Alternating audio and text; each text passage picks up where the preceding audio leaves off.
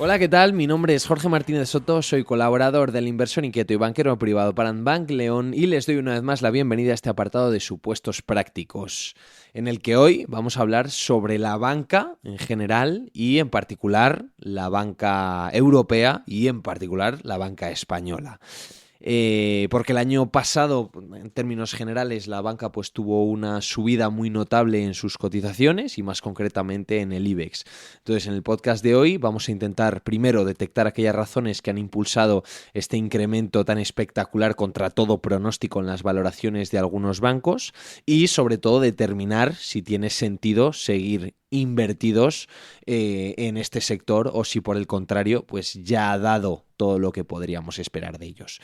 Como comentaba, el 2025 marcó un momento decisivo para los bancos en Europa, porque tras más de un decenio de rendimiento mediocre, porque no olvidemos que prácticamente desde 2008 no habíamos visto, desde 2007, perdón, no habíamos visto una subida en el sector bancario, llevamos prácticamente 20 años sin ganar dinero invirtiendo en bancos, pues finalmente en este 2025 han conseguido un espectacular repunte con una subida bursátil en términos generales a nivel mundial de un 30% y muy superior, por ejemplo, en índices como el nuestro, el IBEX 35, en el cual hemos visto a determinadas entidades bancarias como Santander o Sabadell subiendo prácticamente un 100% en el año, ¿no? Y es que esta revalorización al final no es el resultado de una simple recuperación técnica, sino del reflejo de un entorno pues excepcionalmente favorable en el que han coincidido casi una alineación de astros en el que hemos visto pues una normalización monetaria, una recuperación de la rentabilidad y un repunte en la actividad de los mercados de capitales, ¿no? La pregunta está en ¿qué esperamos para este 2026? ¿Sigue teniendo sentido, pues eso, incluir bancos en cartera? Sí o no, y qué factores lo apoyan o lo penalizan, ¿no? Para empezar, me gustaría hablar un poco de la cotización que han tenido y de los movimientos que han tenido los bancos si miramos hacia atrás, ¿vale? Estas subidas, si nos damos cuenta, pues son relativamente normales en el mundo bancario, ¿no? Ya que pues, precisamente en 2007, justo antes de la crisis de 2008, pues vimos una subida parecida, ¿no? Pero aquí conviene analizar qué es lo que ha ocurrido después de esa subida. Pues después de esa subida, en 2008, vino una caída, en el caso, por ejemplo, del Santander, de más del 85% de la capitalización. Y es curioso porque si comparamos la cotización, la línea de tendencia que han tenido índices como por ejemplo el Standard & Poor's americano, con un peso importante en tecnología, se han producido caídas en momentos duros de mercado, pero sin embargo siempre se han recuperado y siempre se han alcanzado nuevos máximos. Cosa que, por el contrario, no ha ocurrido con la banca española, que hemos visto que incluso después de esta subida hay determinadas acciones bancarias que ni siquiera han alcanzado los niveles de 2007, como es el caso, por ejemplo, del Santander, ¿no? Que llegó a estar a 14 y ahora todavía está un 25% por debajo de ese precio, ¿no? Lo que nos indica que, y la máxima que dice que no inviertas en nada que no tenga una tendencia claramente alcista. Aquí también hay que matizar, ¿no?, el tema de los dividendos, que son entidades que reparten mucho dividendo, fantástico, pero en tema de revalorización no se ha producido, ¿vale? Y la gente pues que haya comprado acciones a 14 euros en Santander ahora mismo, si las vendiese perdería dinero, y eso es una realidad, ¿vale? Entonces, para empezar, entender que estos movimientos ya se han producido antes y que al final la historia muchas veces se repite, ¿vale?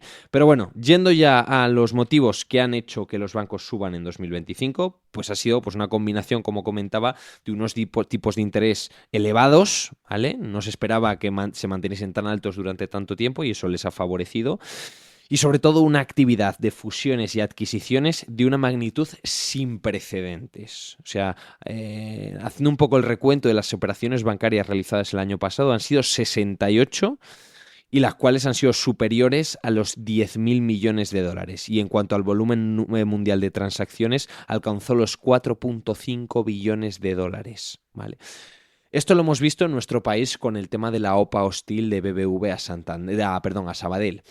Y que una de las razones por las cuales Sabadell ha subido tanto en la cotización ha sido por una manipulación del precio, ¿vale? Porque Sabadell, para defenderse, lo que ha hecho es incluso vender partes de Sabadell en otras regiones para conseguir liquidez, hacer caja, repartir dividendos, programas de recompra de acciones, que al final son medidas que de forma, ojo, artificial han provocado la subida del precio en este banco, ¿no? ¿Esto por qué se hace? Pues para subirle el precio de compra. Obviamente, en el caso de que no queramos que nos compran, pues vamos a intentar subir el precio lo máximo para que BBV no llegase a tener capital suficiente, como ocurrió y como al final acabó fracasando con estas medidas, ¿vale? Pero esto ha sido, repito, de forma artificial, ¿vale?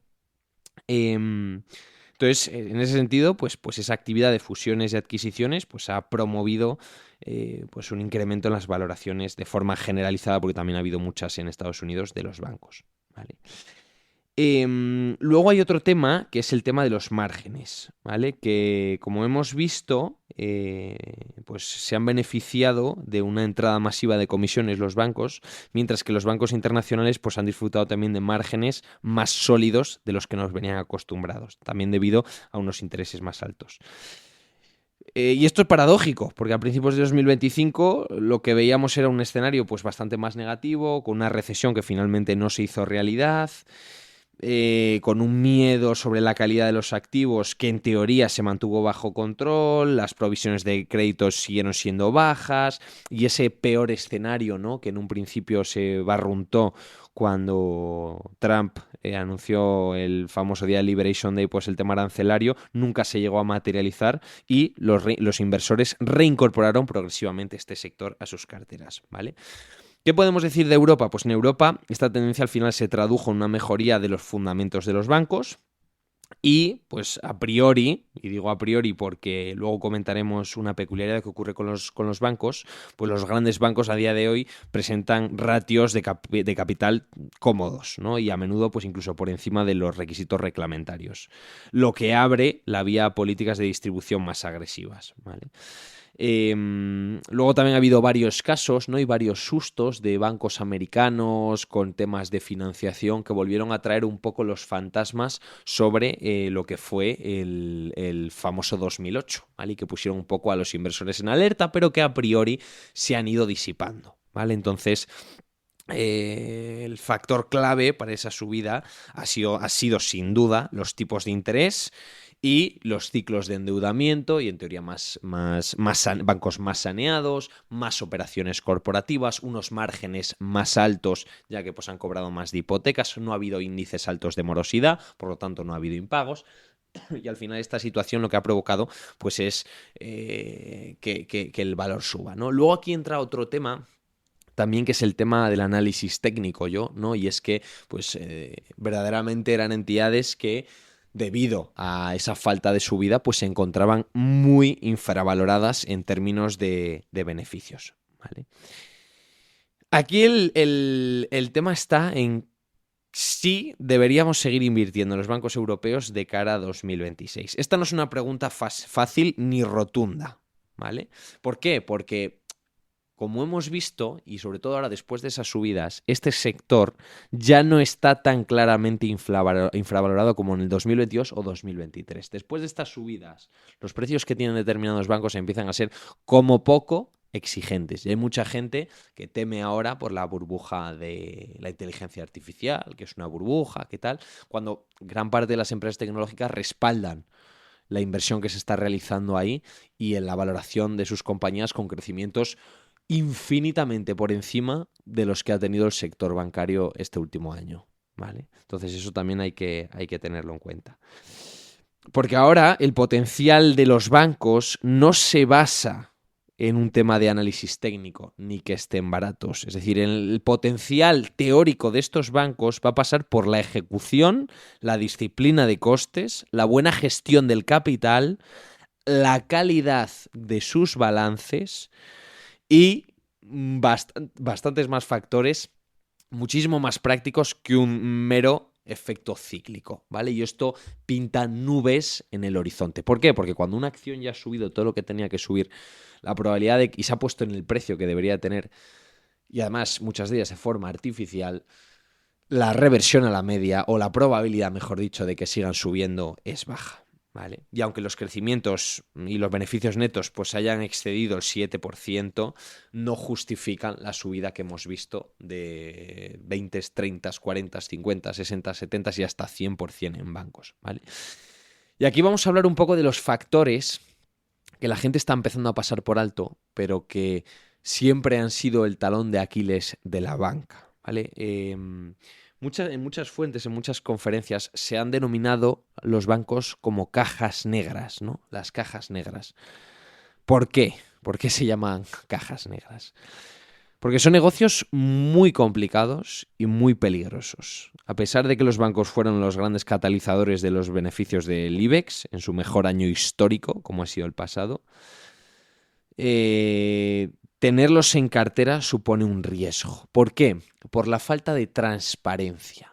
¿Esto qué quiere decir? Pues que se les define cajas negras porque desde un punto de vista contable no se puede saber con exactitud qué hay detrás de sus balances. Ya pasó en 2008, porque una cosa son los balances que ellos presentan y otra cosa son los colaterales y la deuda titulizada, ocultada. Esto, por poneros un ejemplo, es como si entramos a una habitación y la vemos pulcra, impoluta, el suelo brillante, pero levantamos la alfombra y descubrimos que tenemos ahí la roña y la suciedad acumulada de meses, ¿vale? ¿Qué es lo que ocurre? Que normalmente cuando se le suele levantar ya la alfombra suele ser tarde, que es lo que ocurrió en 2008. ¿Por qué? Porque de estos bancos no dan señales, porque ellos se encargan de maquillar las cuentas, de publicar lo que a ellos les interesa, para que esos ratios efectivamente salgan como ellos quieren que salgan, ¿no?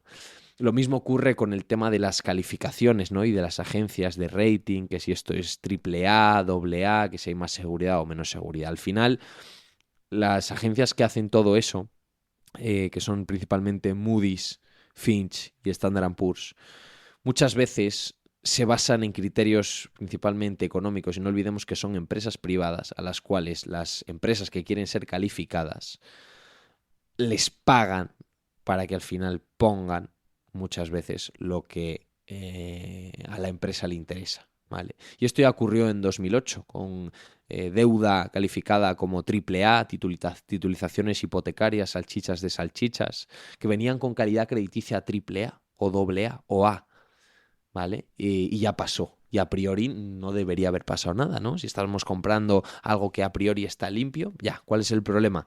Cuando el subyacente, cuando lo que está debajo, cuando la contraparte, pues no es la correcta, como le pasó, pues ha habido muchos casos, pero cuando pasó con Lehman Brothers, que ha habido muchos bancos españoles que lo utilizaban como contraparte de cara a realizar los estructurados o que lo tenían como garantía también en determinados estructurados. ¿Qué es lo que pasa? Que quiebra Lehman Brothers y la gente aquí pierde su dinero, la totalidad, ¿no? Y los inversores preguntándose por qué se ha producido esto.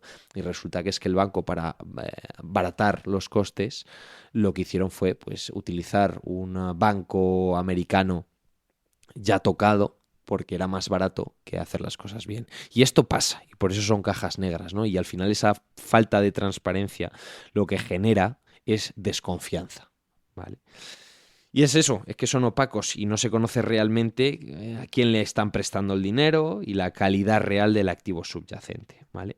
Luego también vemos riesgos macroeconómicos en el negocio bancario, ¿vale? Porque está estrechamente correlacionado con la macroeconomía específica del país en el que operan y esto pues nos introduce muchas variables que los inversores no pueden controlar, sobre todo en mercados como Brasil, Estados Unidos o incluso España, ¿vale? En los cuales pues la incertidumbre política y legislativa y jurídica pues es palpable y en el caso que se produzca pues alguna crisis derivada de un exceso de deuda, los primeros que acusarían esa crisis son los bancos, ¿vale? Entonces, muy ligados a la economía, o sea, perdón, a la macroeconomía.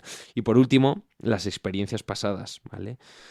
Como he comentado, todo era fantástico y todos los bancos tenían una apariencia excepcional con la crisis antes de la crisis de 2008. Nadie sospechaba absolutamente nada. Y como he dicho, cuando se descubrió ya era tarde, ¿no? Y eso siempre va a estar ahí, ¿vale? Por lo tanto, y en conclusión, hay muchos factores en contra y pocos a favor de la banca. Por lo tanto, y a priori, el potencial o por lo menos el ratio riesgo-rentabilidad, no solo a nosotros, sino a mucha gente, pues estamos viendo que no le sale, ¿vale?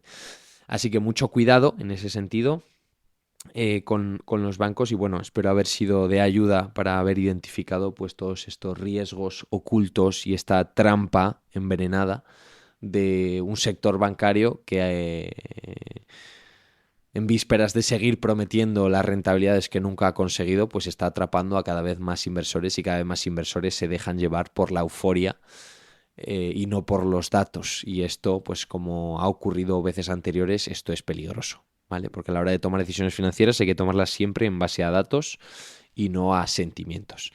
Así que sin nada más que añadir, les agradezco estos minutos de escucha y lo dicho, espero haberles sido de ayuda. Un abrazo y nos vemos en el próximo podcast.